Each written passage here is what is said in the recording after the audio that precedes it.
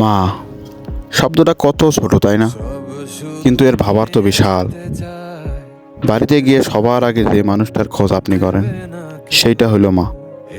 জোর গলা যখন বাইরের গেট থেকে বলে ওঠেন, আম্মু আম্মু দরজা খোলো, সেইটা হলো প্রশান্তি।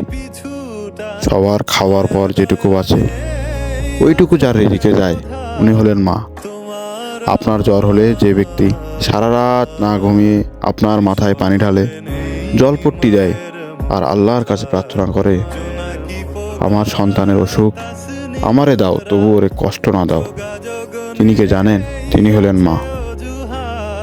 আপনার পছন্দের খাবার রান্না করে সবার চক্ষুর আলে আপনার জন্য যিনি রেখে দেন উনি হলেন মা।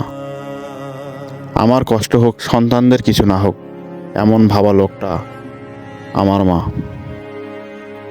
একবার কি ভেবে দেখেছেন এই মানুষটা না থাকলে দুনিয়া কেমন হতো?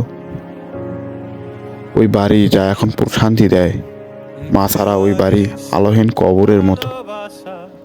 আল্লাহ তাআলা কত বড় নিয়ামত রেখেছেন আমাদের, একবার চিন্তা করে দেখেছেন? এই দুনিয়ায় স্বার্থহীন ভালোবাসা একমাত্র পাবেন একটা জায়গায়, সেইটা হলো মা।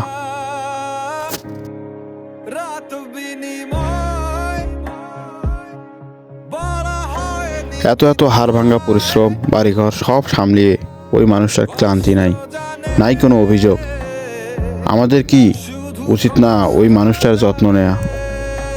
মা, আমাদের ক্ষমা করে দিও, আমরা তোমাকে ভালোবাসি মা।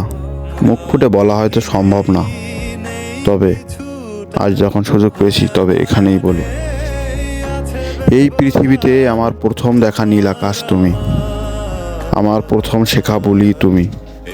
তোমার আঁচলের ছায়া আমার কাছে পৃথিবীর সব থেকে নিরাপদ স্বর্গ। বড় হয়ে হয়তো অনেক কিছুই বলা হয় না মা, ব্যস্ততার দোহাই দিয়ে পাশে বসা হয় না, কিন্তু বিশ্বাস করো, দিনের শেষে ক্লান্ত হয়ে যখন চোখ বুঝি, তখন তোমার ওই শান্ত মুখটাই আমার সবটুকু প্রশান্তি।